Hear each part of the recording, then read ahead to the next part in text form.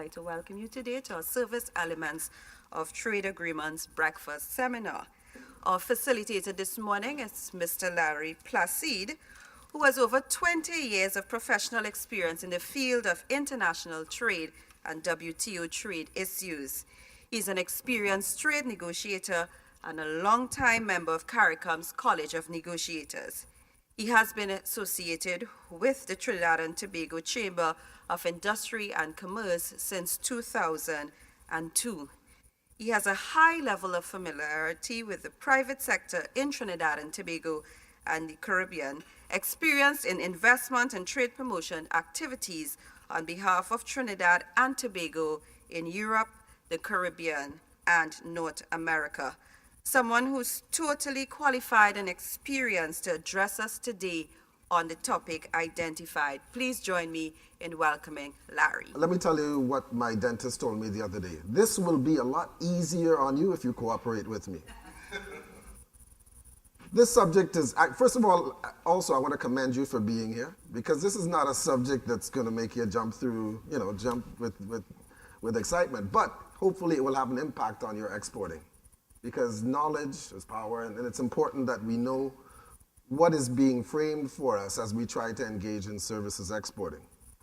One of the things about services exporting is that,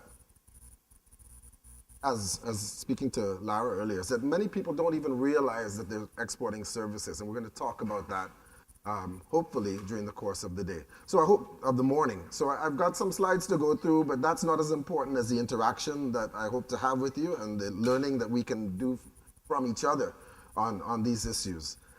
We're going to start, this is our premise today as we go through, and my premise is that whenever I talk to service providers throughout the region, that yes, it doesn't matter your size of your organization, that the beauty of services is that you can export. Not to say it's easy, but it's not as if you need to go through, you need to have a big plant developed in order to develop a project and a product, and you need to have standards met for that product, and you need to look at your shipping issues, and you need to do all the other issues that affect trade in goods. But for services, it is in principle a lot easier to export. It may be harder in certain ways, because services exporting is so much about reaching out and touching people and having them feel comfortable to try to buy your service, that it probably takes a lot more out of you. And out of a company has to be certainly committed to doing so in order to successfully export services. There are challenges. I just mentioned some of the challenges. One is it's costly to export. I mean, Bernard, who has experience within the Caribbean and going on trade missions with us, will know that there is a significant cost in trying to go into an external market. It takes your commitment. We've had experiences in the past where at a certain level in the firm, there is a commitment to the exporting initiative, but that isn't necessarily met at the higher level in the firm, and that can lead to conflicts which can impact on the firm's ability to successfully export. The return on investment is not necessarily a quick one. I remember taking a trade mission to Dominican Republic. We had a member on that mission who had a nice time in the DR for those 4 or 5 days. Met a number of persons, didn't do any business, or didn't think that he did any business at all.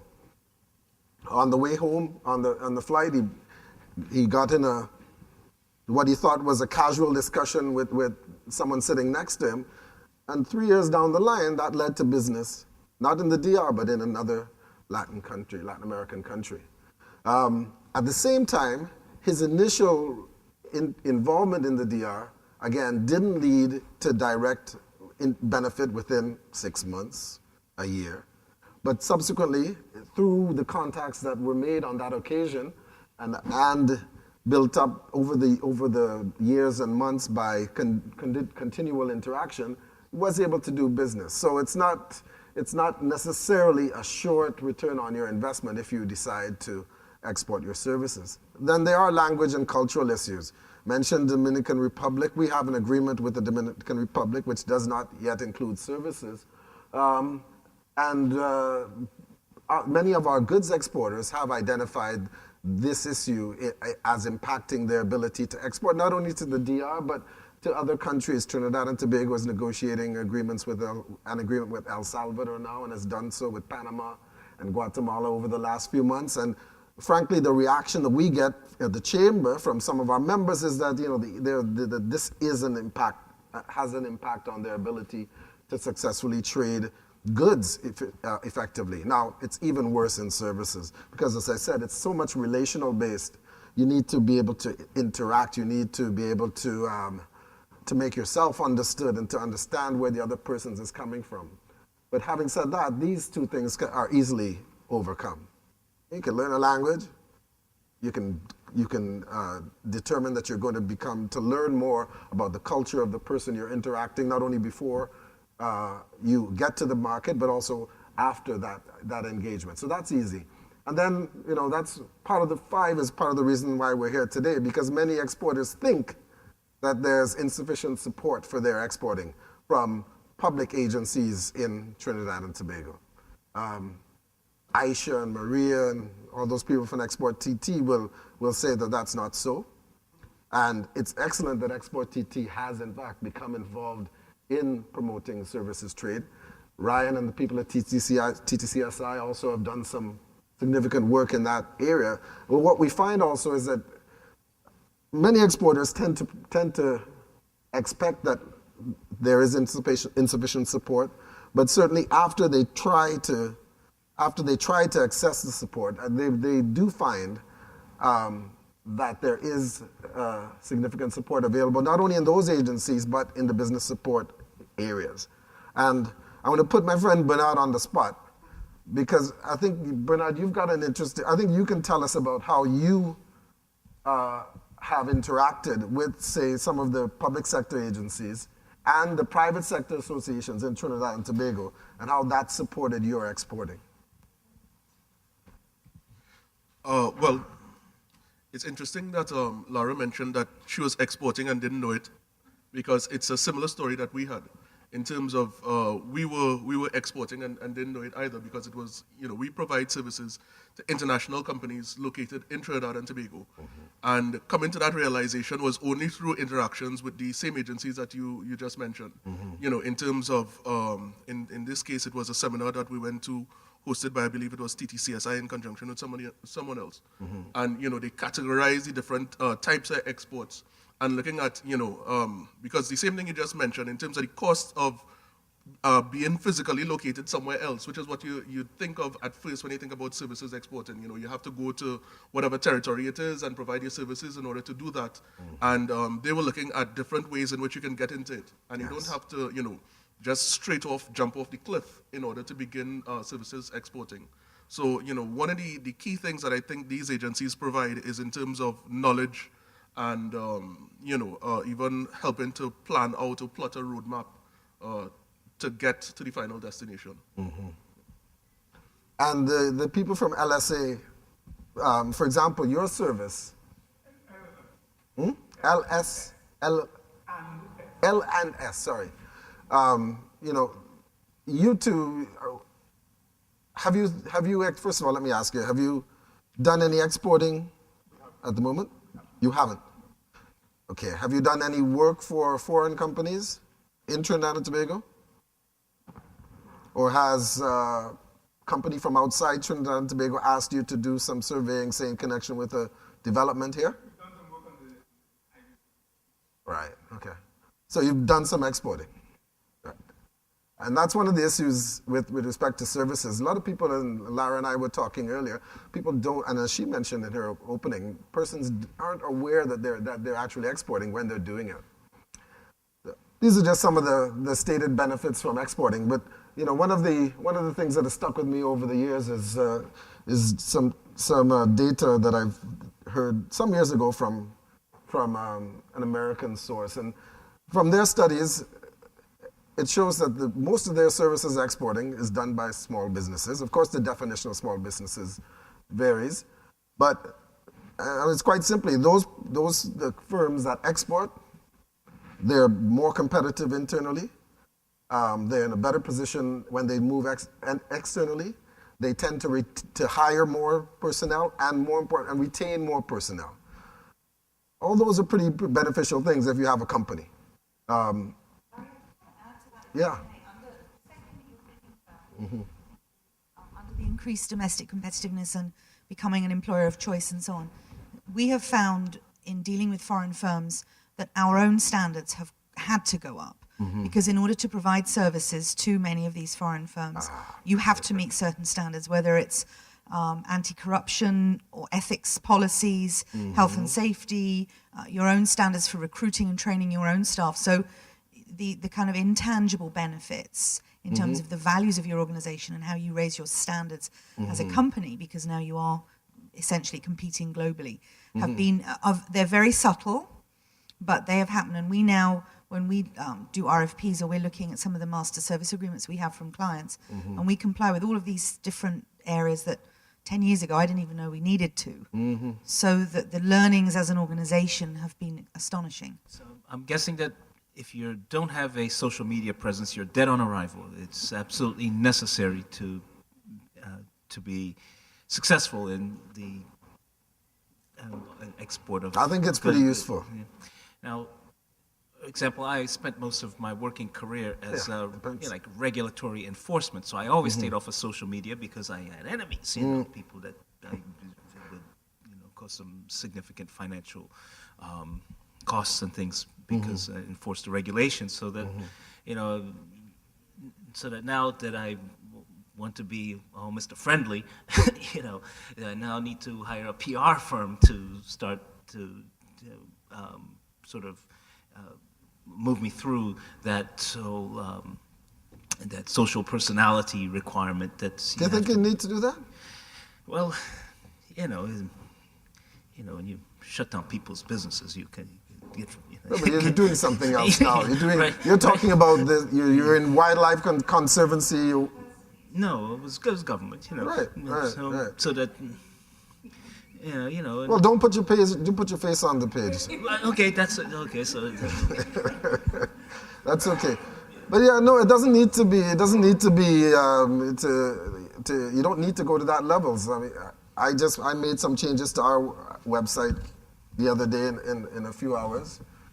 Takes some time to continually update it, but it's quite possible to do within a short period of time. You cannot not be on Facebook, but you can manage it in such a way that it's not you, the human being. That's right. It's your company. I mean, my company has a Facebook page, and I have a personal Facebook page. And the two things are not necessarily the same or connected. But you have to have a website. We can talk offline, but you need to, if you're not on there, you are not even just dead. You weren't even in the water to begin with. Thanks for saying that, Lara. I didn't want to say that. Okay. Okay, well, let's continue. That's a good point. Finding the right social media for you. Banks. There was a study I saw last week. Some U.S. banks found that it didn't make any sense to have a Facebook platform. People just didn't believe what they posted up there. But as you said, as Lara says, depending on the service, it's quite important. Well, let's talk a bit about websites then. The companies here, who's got a website? Do you or don't you? Okay. Why don't, and what service do you do? Does your company do? And what does it do? IT. Okay, so why don't you do? Okay. And sorry, you said yes? No, I don't have a. Okay. What I gather is that, we are in a global village, and when you mentioned the 24-hour surveillance of the websites and the social media and so forth, it's because, and I did read a United Airlines scenario. You remember while you scooping somebody else up, and so you have to be cognizant of the fact that there are other time zones, and what your product, once you're on that information highway, it is that you are operating 24 hours a day, and you are selling a brand and a service and you have to, because my other dimension is a product oriented. Okay. And so you have to always be monitoring to ensure that the correct or the perception that you're trying to sell is understood in the manner that you want it to be understood. And that's what I would really have to see on that for now. But I do understand that, social media is something very monotonous. It's very, very dedicated, and it's meticulous. You have to be very meticulous on it. And that's what I'd say on it. And also, if you're exporting to Latin America, your website has to be available in Spanish or Portuguese. We think in English only, and we have to be, once you've identified your target markets, you then have to adapt your social media. And I think, to me, a website is essential, but a website is not the same as social media anymore. No, really. The two things are very different. A website is really an information repository. You go there to get my address, to get a list of my products and so on. But if you want a rolling conversation about what we're doing, that would be our Facebook page or even our LinkedIn page. And there are other, we don't really tweet in Trinidad. We have tried Twitter. We're on Twitter. We tweet occasionally, but we're not yet as a society tweeting big tweeters, like they no. do in other No. countries, although it's getting there. But WhatsApp, there are texting tools. There's all kinds No, of even like a phenomenal company like tools. yours, Instagram. Instagram, sending pictures to people. Hey, look, the baby scarlet ibis has just hatched. Come and see them. Phenomenal instant response. Yeah. Yeah.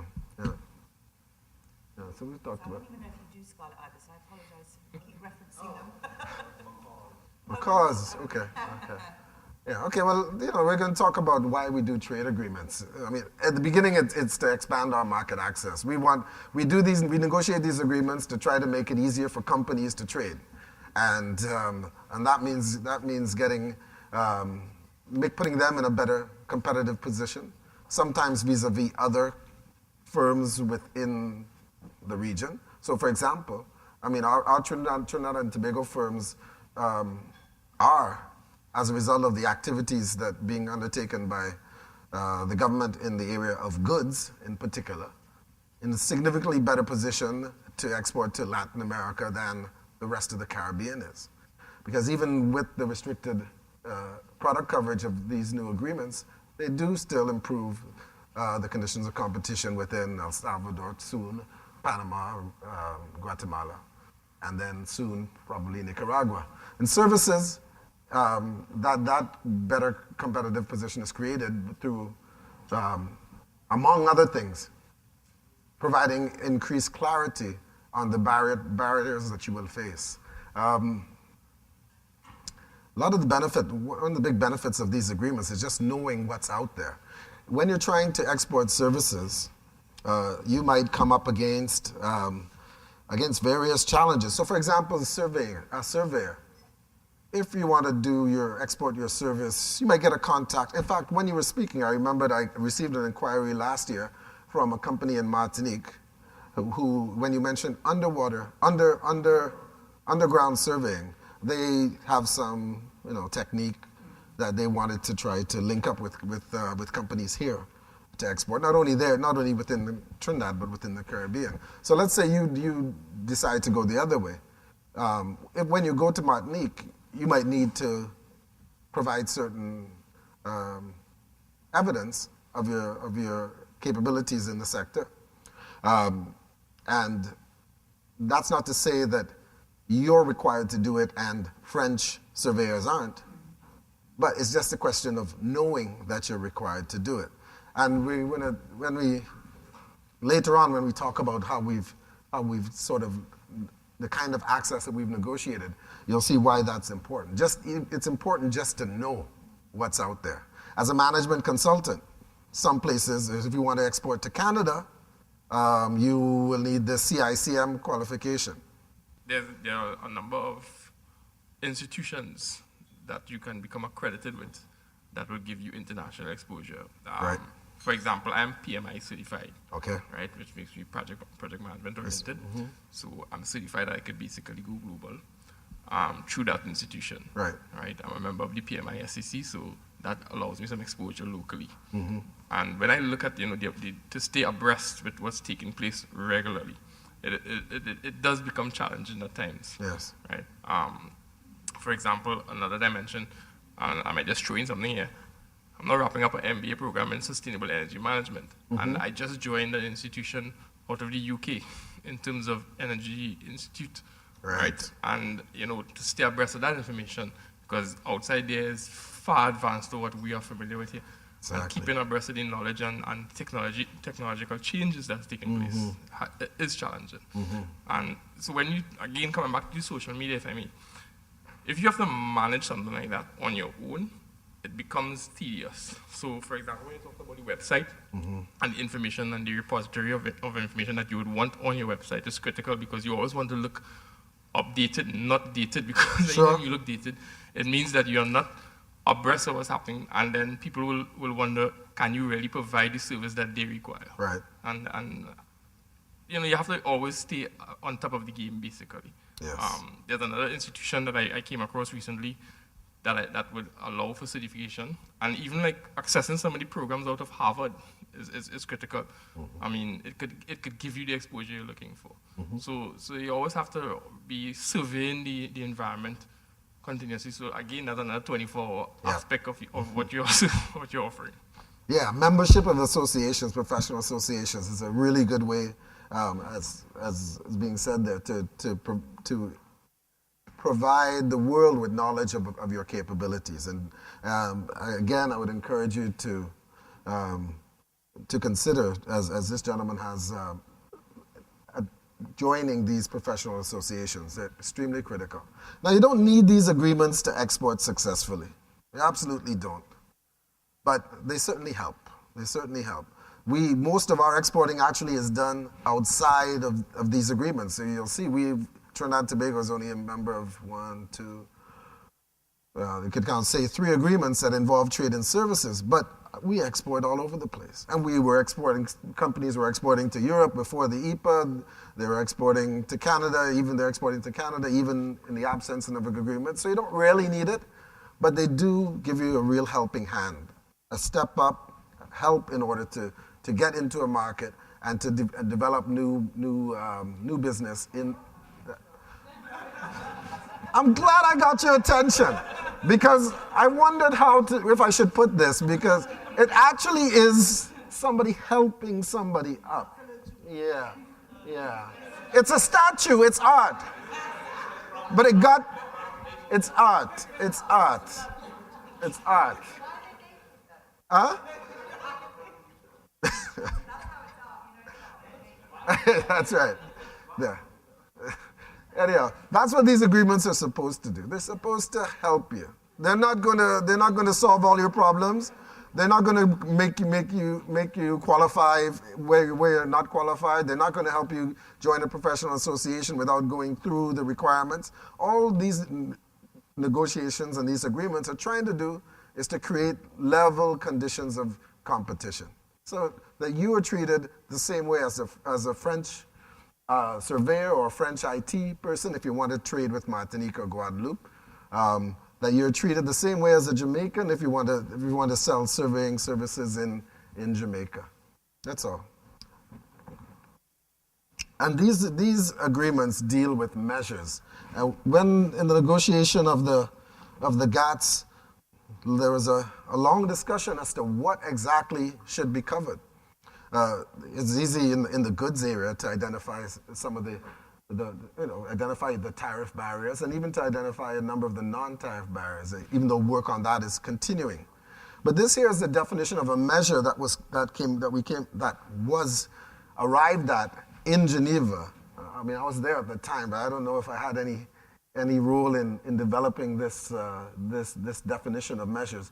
But certainly, you'll see the range of it: laws, regulations, rules, procedures, decisions, administrative actions. What we found with respect to services trade, as the discussion began, was that we were talking at a deeper level than just the law. That there are a lot of decisions, and we have in our legal system a wide range of ministerial discretion. A wide range of discretion for senior persons within the public service in particular, that impact on services exporting. So the broad definition of measures seeks to encompass all the kinds of factors that can impact on the ability of someone to export a service. So administrative actions, it could be a decision of a permanent secretary. It could be a cabinet decision, as we've talked about, that affects the ability of a foreigner to supply services here, or let's talk about exporting, affects my ability as a service provider in Trinidad and Tobago to export my services abroad. And these relate to the, as it says there, the purchase, the payment, or use of a service, access to services offered to the public generally, and in commercial presence. And we was mentioned the link between investment and services that's apparent as we get deeper into these kind of negotiations. And this definition is in this part of the definition of measures begins the inclusion of investment, establishment, commercial presence within the context of services trade and how you trade a service. When the General Agreement on Trade and Services was also being discussed, one of the basic discussions, and I do remember this part, was how do you trade a service? What is actually to be included in trading the service? The third one, oops, wrong way. The third one is establishment, and that commercial presence, establishing a commercial presence in a foreign country in order to provide services. There was a long discussion in Geneva at the GATT at the time as to whether we should include this within the services definition, the services trade definition. In the end, it was there. Now, you might think that as smaller firms within Trinidad and Tobago, you might not need this. But the reality is that it is an option. It is a viable business option. Especially, say, well, in your field, in management consulting. There are sometimes opportunities for which let's say, you would stand a better chance of winning a particular award if you have a commercial presence in another Caribbean country, in particular. And so, yes, it does. In our case, we were bidding on a project in Jamaica, and we're a very small company, only three consultants, but we went through the process of trying to establish a commercial presence in Jamaica, so that we could more easily bid and hopefully succeed with respect to this particular opportunity to provide services in our area to the Jamaican business sector. In the event we weren't successful, but it is still a means of possible market entry that, regardless of your size, you should consider. And as we talk about some of the benefits because of the CSME, you will see that it's not necessarily that big a jump for us, especially within the CSME. Bernard, who's disappeared, talked earlier about not having to leave in order to sell your service, and that's absolutely the way that probably most of services trade goes on. A lot of financial services trade goes on that way. A lot of the trade that I do goes on that way. A lot of trade in, of course, the communications-related sector, consulting, professional services goes where the service provider doesn't actually leave Trinidad and Tobago in order to export the service.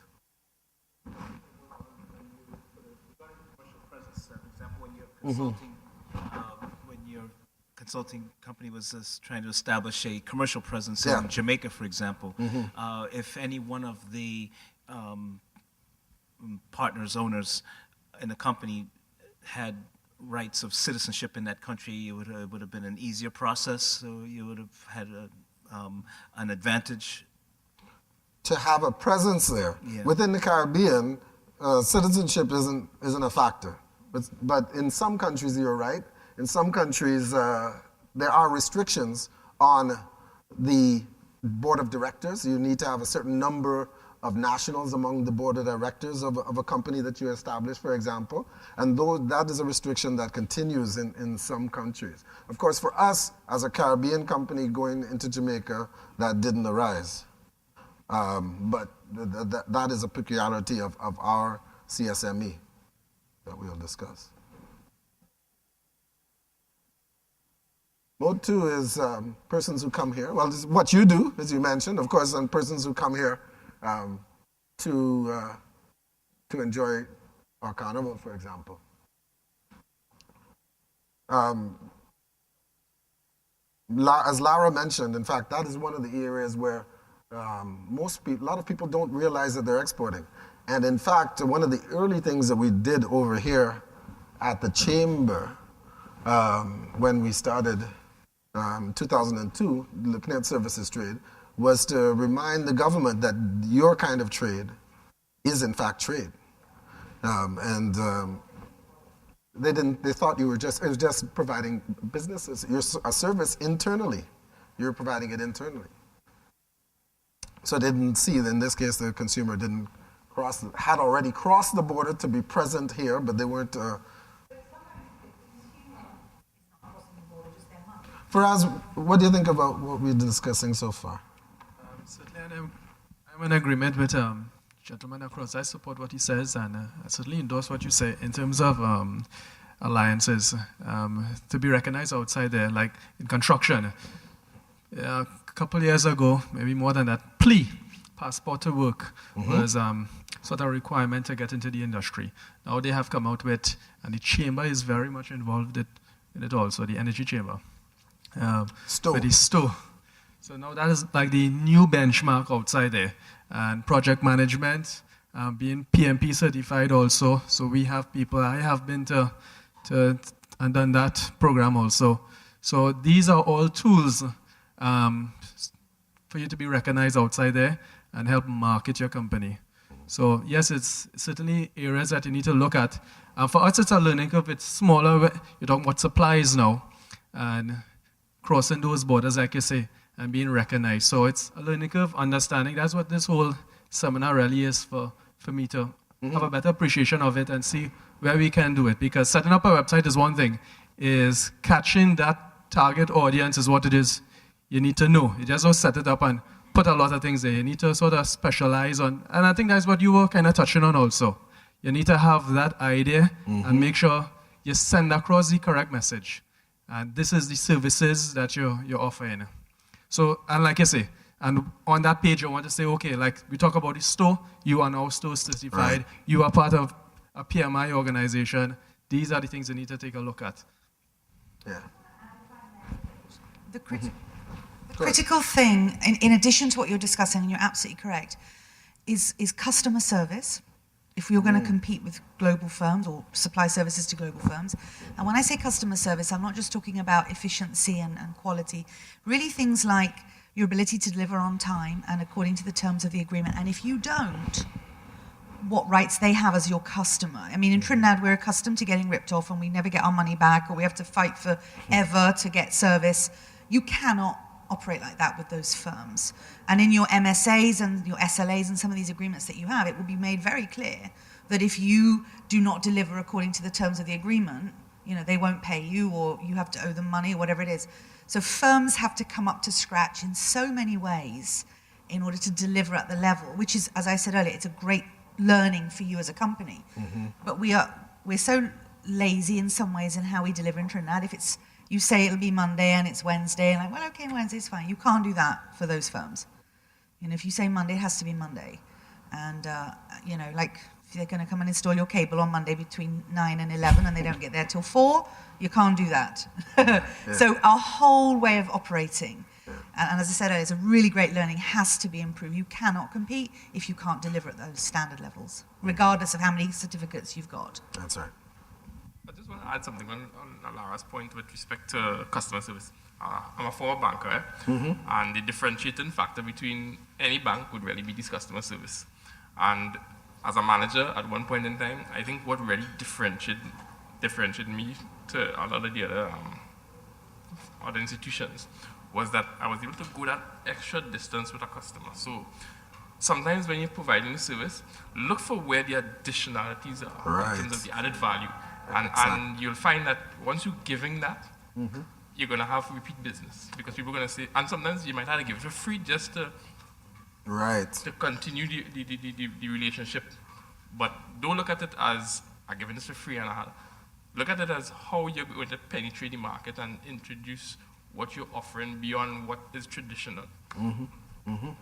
Absolutely, that's a really good point. An example from my own experience, we did some work for the region in respect of a mutual recognition agreement for architects, and my colleague there was a lawyer from Brussels, and David Luff is his name. David was hired to just draft the agreement, but the additionality of the service that he provided to the member states in pursuing that project has led to him doing continual work, almost continual work in the couple of years since, in the region through the benefits that they were able to see that he was able to provide, in addition to just drafting an agreement.